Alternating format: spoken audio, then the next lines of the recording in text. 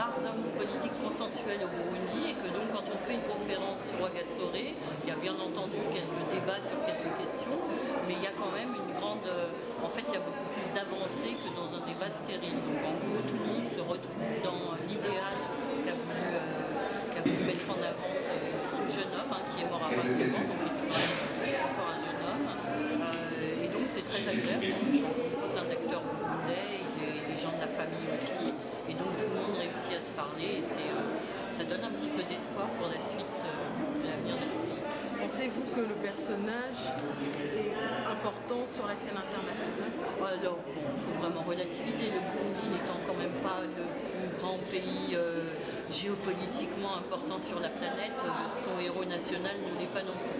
Néanmoins, toute chose étant ce qu'elles sont, si on compare, oui, c'est un grand personnage du même gabarit, du même acabit qu'un Lumumba pour le Congo, qu'un Nyerere pour la Tanzanie, qu'un Nkrumah pour le Ghana. Bon, bien entendu, comme c'est le Burundi, c'est petit, peu de gens connaissent l'histoire du Burundi, mais quand même, il a cette envergure-là, oui. Ce qui est mal, même 50 ans après de son action, qui était l'amour de la patrie, qui était l'amour au-delà de sa personne, puisqu'il a donné sa vie pour son pays.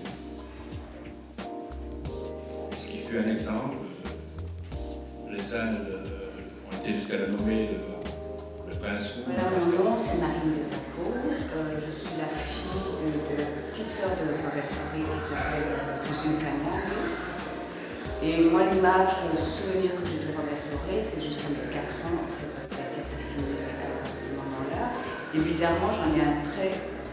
C'est un jour qui m'a marqué, malgré que je n'avais que 4 ans.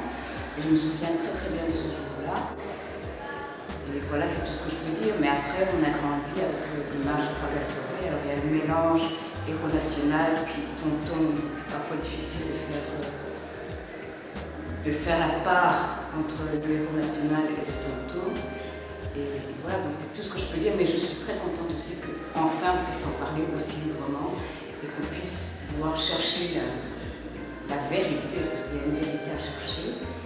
Et parce que quelque part, c'est quelque chose qui nous a tous fait mal, parce que ça nous a suivis dans toute notre histoire, de petits, d'adolescents, de grands, tout ça, parce qu'on a toujours été un petit peu mêlés, malgré nous, à l'histoire du pays chaque fois.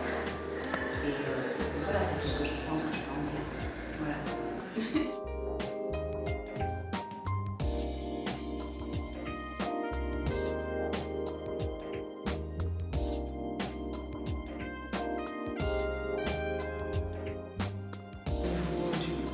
En 50 ans, beaucoup de choses se sont passées.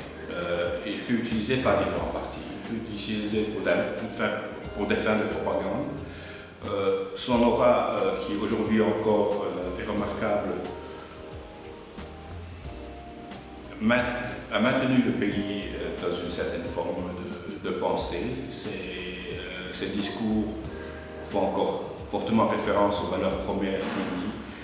Et ça reste un exemple, surtout aujourd'hui.